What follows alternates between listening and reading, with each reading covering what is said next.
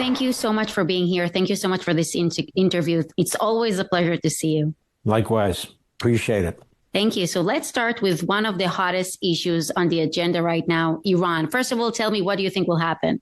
Well, I'll give you my 2 cents worth. That's about what it's worth. I don't think we're putting about a third of our Navy in and around the Middle East just for leverage. That's my guess. There's a couple things going on here, I believe. First of all, I believe the Islamo-Nazi regime in Tehran will do its very best to slow walk in the negotiations and to resist doing what the president is telling him he wants done.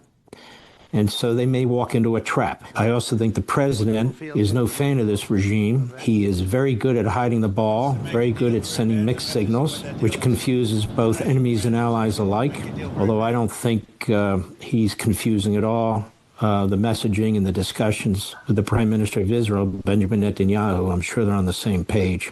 So my guess is we are organizing now for a major attack, hopefully for regime change, because that's the only thing that's going to work. I think if they would accede to all his demands, maybe they'd get a deal, but they're not capable of it, and they won't do it because they exist to kill.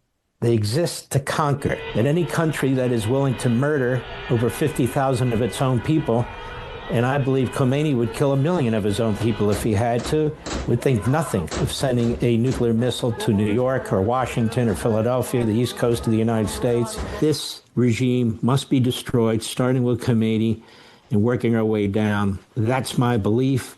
Do you think it's a realistic option for President Trump to take down the Iranian regime? First of all, I think for the United States and the West and for Israel, it has to be taken down. There is no other realistic option. See, my view is this. If this generation, if we as Americans don't take out this regime, what's going to happen? We're going to leave it to our kids and our grandkids to do it because they're going to have to. Somebody's going to have to. And then they may have 10,000, 20,000 ballistic missiles. Maybe they'll have 10,000 ballistic missiles that can reach the United States and Europe. How unusual do you think Prime Minister Netanyahu's sudden last-minute visit to the Washington, D.C. is? Look, I think you've got an extraordinary leader in Benjamin Netanyahu, and I think we have an extraordinary leader in Donald Trump. So I think it's very, very wise to have this meeting. And obviously, both of those men do, too. Do you think the goal of the visit is to coordinate positions ahead of a possible strike or to align on key points Netanyahu wants to push in negotiations? I'm guessing both. I really have to believe and do believe he'll do the right thing. I feel the same way with Bibi Netanyahu, who has brought Israel through really its most tumultuous time, incredibly so, and has won multiple wars on multiple fronts.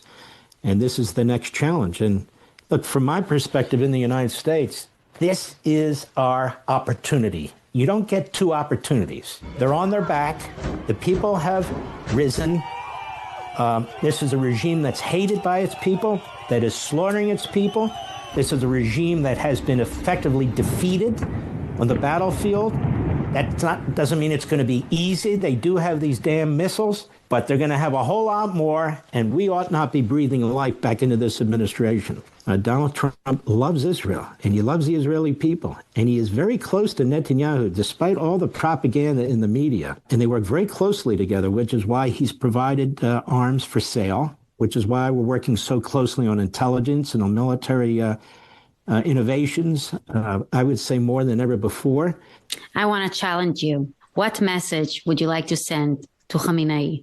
We're coming to get you. Your days are numbered. You better dig a very, very deep hole, and you better stay there like the cockroach that you are. But we're coming to get you. I really believe that. Thank you. Levin, thank you so much. It's always a pleasure to talk to you. Really appreciate it. You too. I love your channel. You too.